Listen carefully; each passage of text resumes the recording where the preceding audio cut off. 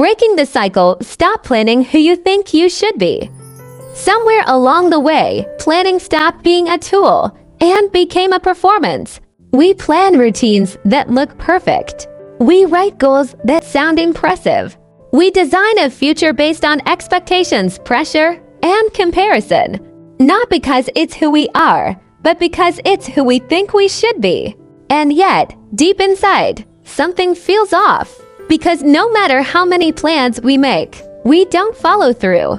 Not because we're lazy. Not because we lack discipline. But because the plan was never made for the real us. We live in a world obsessed with improvement. Be more productive, wake up earlier, make more, do more, become more. But sometimes the pressure to become someone else makes you lose sight of who you already are. You start designing a life that looks good on paper, but feels wrong in your body. You build a plan for a version of yourself that doesn't exist, and maybe never will. And that's where the cycle begins. Plan, break, shame, restart, repeat. Why does this cycle continue? Because most of us don't plan based on identity. We plan based on expectation.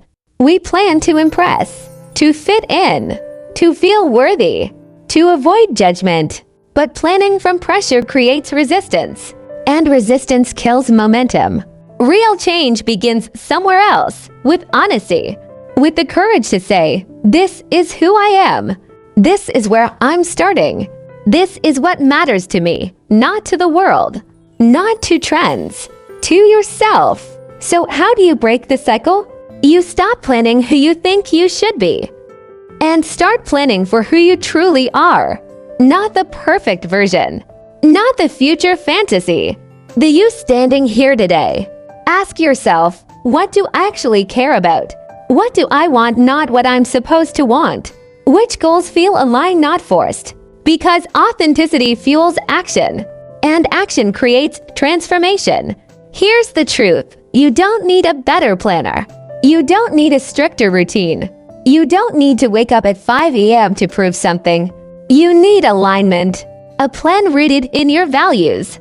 A plan that honors your pace. A plan that reflects your truth, not someone else's definition of success. Because when the plan matches the person, execution becomes easier.